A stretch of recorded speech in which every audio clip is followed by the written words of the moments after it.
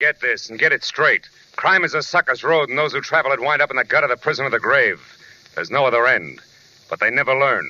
This time it was going to be a vacation in the wide open spaces. But a black stallion, a tiny emerald, and a battered horseshoe meant a 24-hour delay. It could have been worse, because to the dude from Manhattan, they meant death. From the pen of Raymond Chandler, outstanding author of mystery, comes his most famous character and crime's most deadly enemy, as we present The Adventures of Philip Marlowe.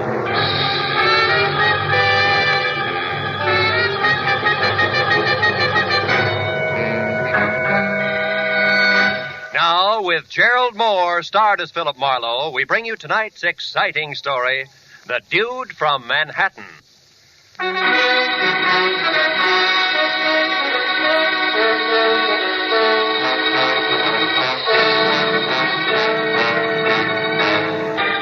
Every so often, life in the city seems to boil down to nothing but noise and concrete, where all a deep breath does for you is to pack more exhaust fumes into your lungs. And the nearest thing to nature is a mangy sparrow pecking survival out of a dirty alley. So when I got a long-distance call from an old friend inviting me to spend a week in the great outdoors at a ranch he just bought near Rattlesnake Mountain, I snapped at the chance. Inside an hour, I was rolling down the highway toward San Bernardino. And 120 miles later, at 5 o'clock, I turned in under a big arch of gnarled cedar that spelled out Rainbow Ranch. But the layout beyond was about as primitive as a dry martini.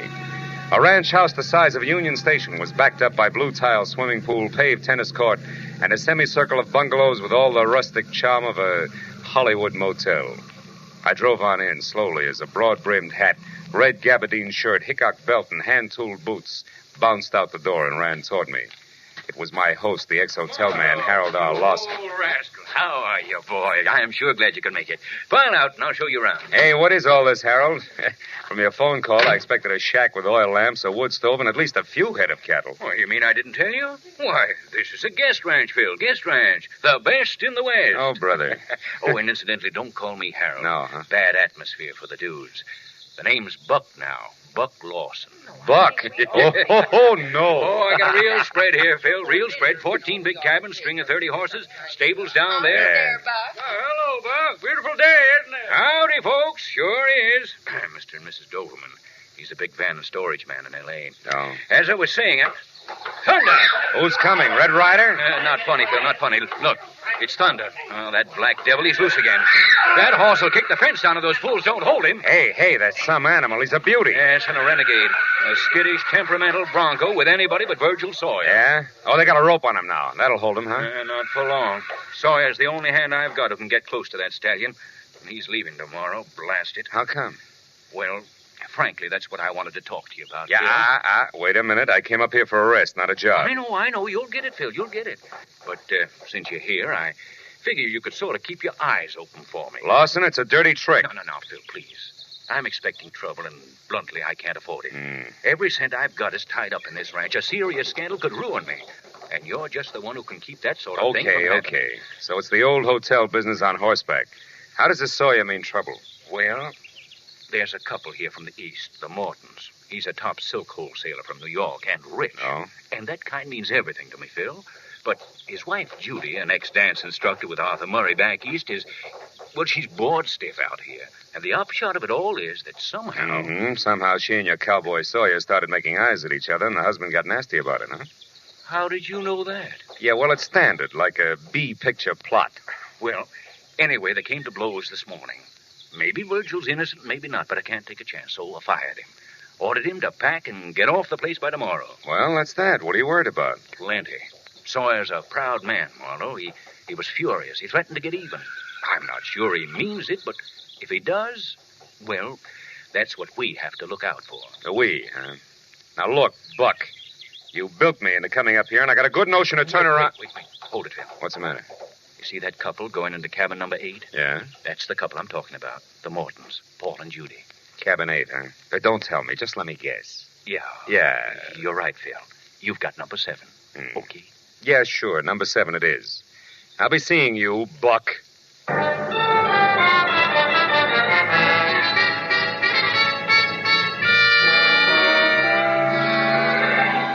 walked up to number 7 and waited for the boy to show up with my bag. Then I started to unpack, but stopped when I heard a riot next door. At that point, sprawling Rainbow Ranch was just a horizontal tenement. Nothing more. Well, let me point out a few. Now what are you doing? Shutting the window. Isn't it bad enough to make a fool of yourself in private? You have to make a public scene as well? The voices rattled on for a few minutes, then dwindled off into a long and golden silence that said maybe a peace treaty had been signed. But then a door slammed to number 8, so I peeked out. It was Morton. And from the look on his face, I knew the peace treaty was nothing but an armed truce. I followed him to the big lodge and into the bar, and when he sat down, I took the stool next to him. Well, what'll it be, gentlemen? Scotch and water, no ice. The same, with ice. Well, Mr. Morton, I guess that brands us as dudes, huh? Bourbon's the only drink out west. I wouldn't know, I'm sure. Oh, it's a fact.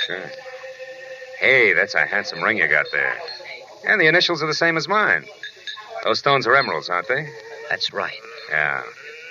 There's supposed to be 4 of them. One's missing, I see. Is that an emerald, too? It was. Happens to be my birthstone. Oh. Here you are, gentlemen. Oh, fine. Allow me, Mr. Morton. There you are. Oh, thank you, sir. How'd you lose it? Stone, I mean. I don't know. It happened several months ago, and in any case, it's no concern of yours. Now, if you don't mind, I'd just as soon be left alone. Oh, well, that's too bad. Here I was hoping I'd find out all about the silk business. What do you mean by that? Oh, just conversation. You are in that business, aren't you? Of course, but... Hey, who are you anyway? Name's Marlowe. And just why are you prying into my personal affairs, Mr. Marlowe? Because I got a little free advice for you. Cool off before you start the kind of fire you can't put out, huh? So that's it. That cowboy Sawyer. Mm-hmm. Marlowe, now you're getting too personal. I suggest that you mind your own business. Oh, I'm sorry. Didn't mean to lose my temper that way. Good night. Yeah, it's bound to be. Charming, isn't he? Well, Mrs. Morton, where'd you come from? I was standing over there watching. My husband has all the social grace of a tarantula. Well, maybe you should have looked closer before you made the leap. Oh, that's the wonderful thing about him. Yeah? You're not apt to like Paul much when you first meet him. But once you get to know him, you hate him. Yeah, I'm not sure that's funny. It's not supposed to be. I've been living with him for 6 months now. So jealous, it's unbelievable. He wouldn't leave me in New York, oh no. Insisted on dragging me out to this dust bowl with running water. Why a ranch, I'll never understand. He doesn't know one end of a horse from another. Well, with his aptitude, he'll learn. You know, it might be he figured you two might get back together if you had a chance to relax in the open, Mrs. Morton. Mm-hmm. So he said. However, we weren't here 10 minutes before he accused me of getting romantic with that leather-faced cowboy. Does that make sense? I don't know. Both gentlemen are justified. You're lovely to look at. Somebody ought to remind my husband. His idea of welding a marriage is to spend all his time playing gin with that Doberman. Who? Doberman, the van and storage character from Los Angeles. Oh. Which, of course, leaves me saddled with his wife, Carrie. Now, there's a cute personality for you if you happen to like neurotic parrots. So, what with the desert, the dame, and gin rummy, Virgil began to look pretty good. Is that it? Excuse me, folks. Care to order another drink before dinner? Yes, I would. And I'd like it over there, alone. Make it Manhattan, bartender. Strictly Manhattan. And make it double. Mr. Marlowe, good night. No, I'm not so sure.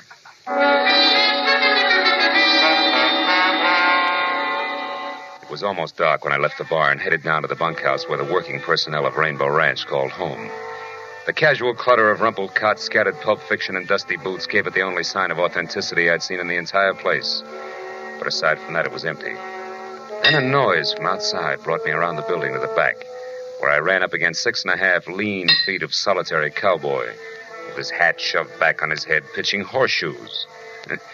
He was out of uniform for a flashy dude wrangler, which left him in a faded blue shirt and Levi's that fitted his lanky legs like a pair of bent stovepipes. He spotted me and stood there swinging a battered horseshoe in each hand while I walked up to him. Hello? Hiya, Sawyer. A little dark for horseshoes, isn't it? Little. Hey, you're good. Good at horses, too, huh? I understand you're the only man who can handle that black stallion, Thunder. Yeah, What's the secret? no secret. Just have to treat him right. What's on your mind, mister? The fact that you're leaving tomorrow. I reckon you better keep out of my business. Now, look, Sawyer, it takes at least 2 to make a fight. And fights are poison to Buck Lawson. So? I don't like to see my friends poisoned. Now, why don't you take it easy, huh? Lay off. Keep your nose clean. I don't know who you are, mister, but I'll tell you this anyway, seeing as you're so interested. I'm leaving here tomorrow, all right. But I'm going to square up with a couple of folks first before I go. I got a raw deal here, and I'm just not the kind to take it laying down. What do you mean, raw deal? You're a big boy now. You ought to know better than to get yourself all involved. I'm not much for conversation, fella, but I'm going to say something real plain so you'll be sure to sally. Oh!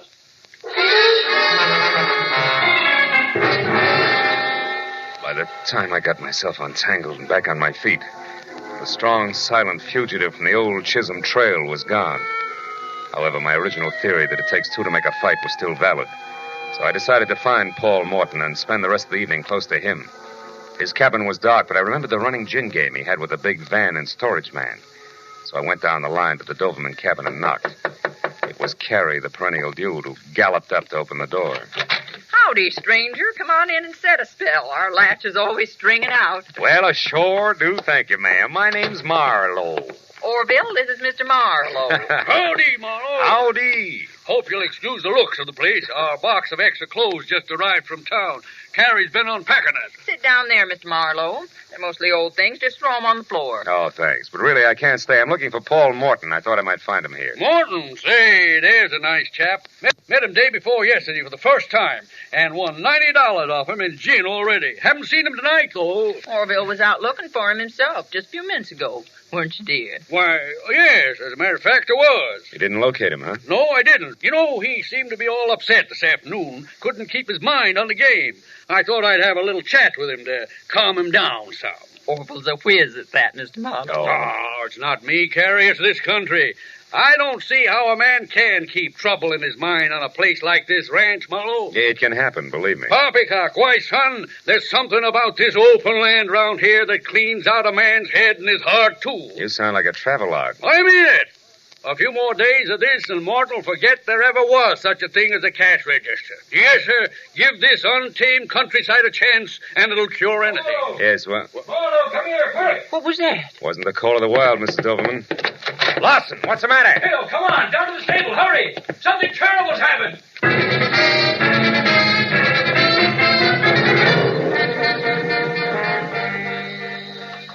How'd you find out about it, Lawson? One of the boys told me. Heard Thunder raising a terrible fuss. Come over to check, but by then it was all over. Give me the lantern, Harold, will you? Here you are. Holy smoke. It's Paul Morton, all right. He's been trampled to death. Oh, it's a ghastly accident. And it's all my fault, Phil. I knew Thunder was dangerous, and I didn't get rid of him. All right, take it easy. Take it easy. Well, There's a lot of questions to be answered before anybody takes the... Hey, wait a minute. Look at this. Here by the gate. Oh, it's just a horseshoe. Stables are full of them, Phil. Yeah, not like this one. Look at it. It's all battered up. Well, all right, it's battered. Well, what's that supposed to mean? Nothing yet. But it gives me an idea. Because the last time I saw one of these, it was being pitched at an iron stake behind the bunkhouse. What are you getting at? Well, the chances are at least 50-50 that Paul Morton's death was no accident. It was murder.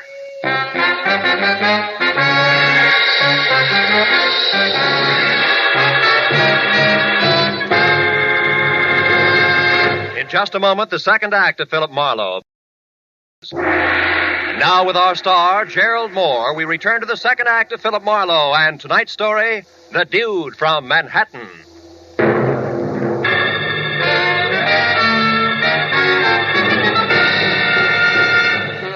When I labeled Paul Morton's death something worse than an accident, Lawson's mouth fell open and the muscles in his face jerked as his eyes moved slowly from me out to the now quiet black stallion in the corral, who somehow or other seemed to sense the death at our feet. Then, as the trembling man's lips silently formed the word murder, he gestured for me to help him carry Morton's body out of the stable. After that, he looked at the dead man's broken face once more, said he was going to call the sheriff's office, and hurried away. A minute later, Judy Morton stepped into the small circle of light that surrounded what only a short time ago had been her husband.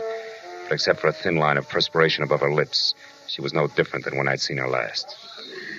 I just passed Buck on my way down here. Told me my husband was dead. Did he tell you anything else, Judy? About how Paul died, I mean? No. It was a stallion, wasn't it? An accident? I doubt it. Why, Marlowe? For one thing, this horseshoe, too close to the body. But this is a stable. And this a horseshoe that's been used exclusively for pitching at a stake in the ground. Here, look at it. And remember, Cowboy Virgil's favorite sport is horseshoes. Besides, what reason would your husband have for coming down here at this hour in the first place? He wasn't too crazy about horses, you know. No, but he was about me. Let's move a little away from here, Marlowe. Cigarette? No, thanks. I'm not coming apart at the seams because it isn't in me. I hated Paul. Hated him with all my heart, Marlowe. I'm down here only because he pleaded with me, begged me to talk to him once more, to listen to reason. About what? About the decision I came to less than an hour ago, which was divorce, unconditionally. I thought you said you came out here to try to patch things up. I did. But I also said that we weren't doing a very good job of it. Then, tonight, a little after we left you at the bar, Marlowe, I got my hands on the lever I needed to pry myself loose from that jealous maniac. It was the knowledge, Marlowe, that my late husband was crooked. Silk business? Yes. While he was drinking his dinner, I went to one of his suitcases for an aspirin. Found what instead? At least 3 dozen samples of the best silks made without any importer's or manufacturer's name. And underneath that, $200,000 in cash. I know enough about the silk business to fill in the blanks, Marlowe. All of which comes under the heading black market, huh? Yes.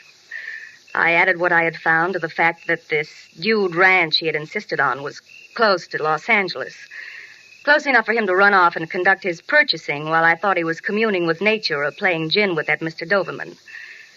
Then I had him. Mm-hmm. You also had a divorce, no strings attached, right? Exactly. Blackmail to get rid of your own husband. Pretty, isn't it? Yeah. Well, at least with this accident or whatever it is, it's no longer necessary. No. Now, Judy, only 2 things are necessary. One, the location of Virgil Sawyer, and the other, you in your own cabin where I can ask you some questions later. Why do you want to ask me questions? Well, I might be making a big mistake, baby. But it might be that Virgil and you are out for the $200,000. You know, honey, that man in the saddle might like money, too. I'll see you. When I started back for the bunkhouse, the only place I knew of that might give me a lead on the strong, silent horseshoe pitcher, I realized that tagging Paul Morton's death for murder was one thing, proving it was going to be quite another. And when I was there and the place was empty without even signs of a hasty departure, I was sure of it. But not by intuition, as was the gentleman standing in the open doorway watching my every move. Orville Doberman, champion of the wide-open spaces, didn't believe that a clean-cut cowboy could be guilty of anything more unrefined than spitting on a pot-bellied stove. Marlowe, I think you're crazy. Buck told me about your finding that horseshoe next to Morton's body and the conclusion you jumped to from there. You're being very hasty, boy, and that's dangerous, and that's the reason I'm here. I don't believe in necktie parties. Necktie a man's got a right to a fair trial. Hey, hold it. Nobody said anything about lynching your hero. Huh? I want to find Sawyer, so that if I'm right, we can save the state the time and trouble of a manhunt. But since you brought it up, Vigilante, don't scramble for conclusions too quickly yourself. I happen to have a little more to go on than the relative position of a horseshoe. Not that idle gossip that's going around. The same. At the moment, it figures 2 ways. Virgil's unhappy enough with the status quo to liquidate the city slicker. Or Virgil and the squaw light out after a clean start the hard way. Choose one. Nonsense, Marlowe. In either case, and especially the stupid suggestion that the girl and Virgil Sawyer are in cahoots. That I can't believe. Well, for sentimental reasons, I can't either. Besides, Judy Morton found out enough about her husband within the last hour to make murder for freedom's sake very unnecessary. She learned he was a crook, Mr. D, if you can stand the disillusionment. Oh, now, Marlowe. Yes, and shady dealings in silk. Judy didn't go into details about it, but I gather she found out enough to make him sit up and take notice. And that brings us right back to Virgil, boots, saddle, and all. Yeah, it does, sort of. And we'll argue the fine points later. But right now, Mr. Doberman, if you want to make sure that everybody gets a square deal, get close to Judy's cabin and stay there. Sentry duty, your object. All right. And if I'm wrong about the cowboy, you've done nothing worse than waste your time. Goodbye. I spent the next 20 minutes talking to cowhands, guests, miscellaneous hired men, any and everybody who might have been able to say he went that away of Virgil Sawyer, with no success. And to make matters worse, when I'd given that up and was on my way back to the lodge to help Lawson wait for the sheriff, I found myself being paged, Western style, of course, by no one else but Mrs. Carrie Doverman, the capital D in Dude Ranch. Howdy. Howdy, ma'am. Oh, Mr. Marlowe. Yeah. Mr. Marlowe, look at this. Look at what I've found. I've struck it rich, you might say, much like the old rustlers. The old rustlers, Mrs. Doverman, stole cattle. Oh? Yes. Oh. Yes, so they did. I guess I meant those panhandle men. You know, gold is where you find it. Anyhow, look, it's a precious stone. Small, but nevertheless precious. Mined while digging for worms, no doubt. Oh, Mr. Marlowe, you're teasing me. Yes. You know very well that this is a polished stone. Funny thing, though, is where I found it. Shall I tell you? Oh, please. Please do, Mrs. Doverman. Well, I was just unpacking those clothes that Orville has sent up from Los Angeles. Yeah. Some slacks and things like that. And, well, when I started to hang a pair up, this fell out of one of the cuffs. And then... Now, I wonder how a little old emerald like this ever got there. Well, it was probably mice, Mrs. Emerald. Let me see that, quick. Well, yes, of course, but believe me, Mr. Marlowe, it can't be very valuable, I'm sure. I'm not. What are you talking about? Murder, or a reasonable facsimile thereof, and a girl named Judy Morton if I don't hurry. Goodbye, and bless you, Mrs. Doverman. You talk too much, but now was the right time.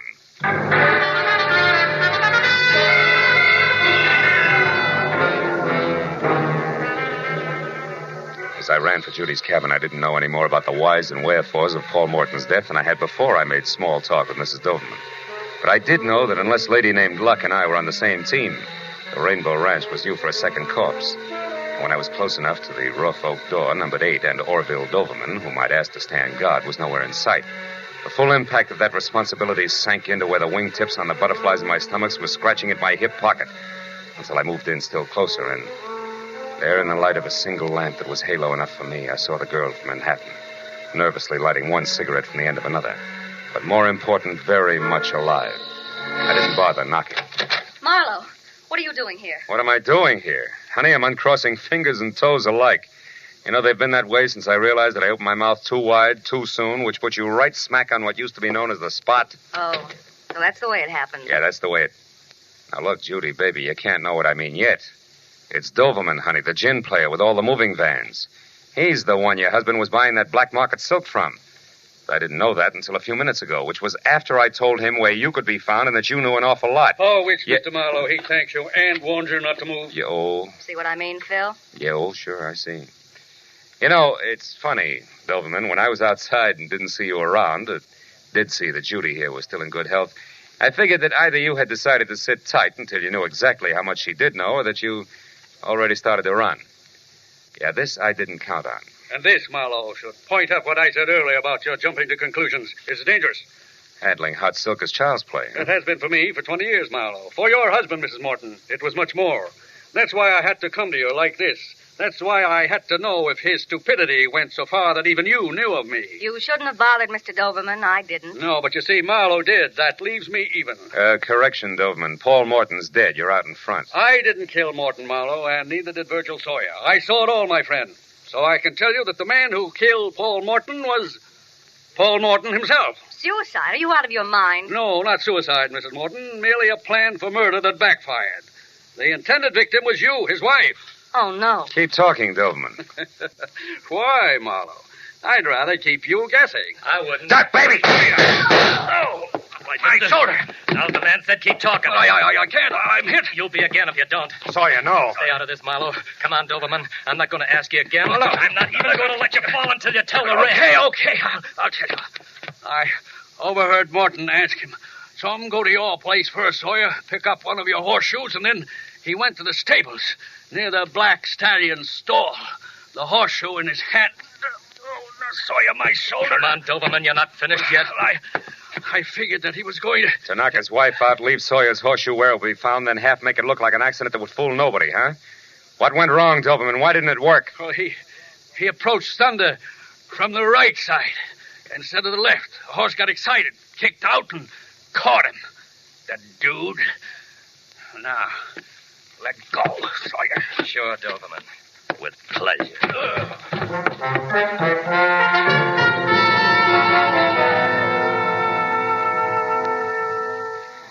It was a slow but steady 2 hours of first aid and questions and answers mixed with a San Bernardino deputy sheriff who couldn't quite get over it before Orville Doverman was on his way to a hospital that featured barred windows. Mrs. Doverman, a complete innocent, was on her way back to Los Angeles.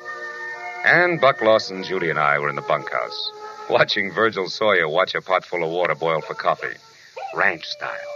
Well, you know, you can't ever tell, Marlowe. This whole thing might have just the right effect. Oh. Put the ranch on the map, I mean. After all, it was a genuine 100% cowboy who saved the day for us. Mm-hmm. Oh, no, that's not right, Buck. Huh? It was Marlowe here. I only followed him. Coffee's ready, folks. Oh, yeah, that's good, for me. good. Let's go. What did make you go up there, Mr. Marlowe? Oh, a little precious stone, Virgil. An emerald that once fell out of Paul Morton's initialed ring. But, Marlowe, that happened a long time ago, 3-4 months. It was just after Paul had returned to New York from Los Angeles. Yeah, and negotiations with Doverman. You see, honey, it was Mrs. Doberman, really, who found the missing emerald tonight and a pair of slacks that Orville had sent up here. Then that was proof that Paul must have been with Doberman in Los Angeles before. Yet they claim to have met for the first time here at the ranch. Yeah, that's what they claimed. That plus what you told me, Judy, made the man with the moving vans it. And, hey, Virgil, that coffee's hot. But it's good. Well, anyway, since I told Doberman where you were and that you knew your husband had been dealing in black market silks, he took his cue accordingly. Yes, and fortunately, yours. Well, that makes it two people who tried to kill me tonight. My husband and his partner. Seldom is heard a discouraging word. Oh, fine. And the skies are not cloudy all day. Good night, gentlemen.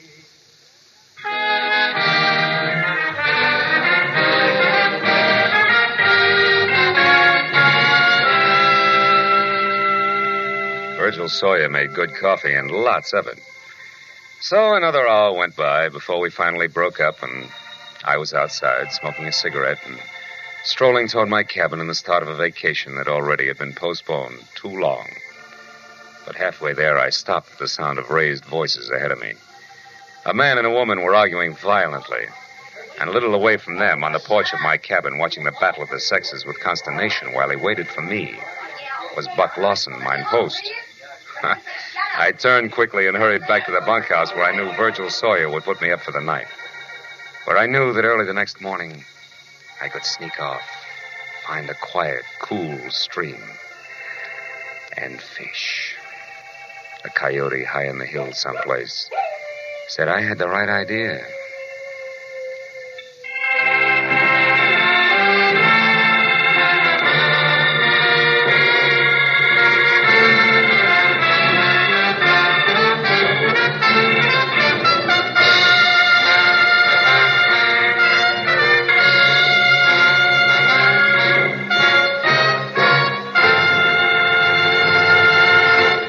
Adventures of Philip Marlowe, bringing you Raymond Chandler's most famous character and crime's most deadly enemy, star Gerald Moore, and are produced and directed by Norman MacDonald. Script is by Mel Donnelly, Robert Mitchell, and Gene Levitt. Featured in the cast were Charlotte Lawrence, Bill Johnstone, Bill Lally, Herb Butterfield, D.J. Thompson, Lou Krugman, and Jack Carrington. The special music is written by Richard Orant. Be sure and be with us again next week.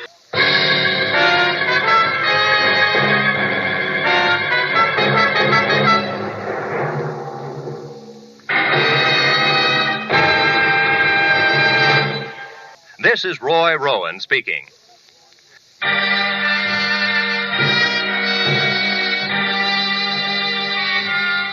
This is CBS, the Columbia Broadcasting System.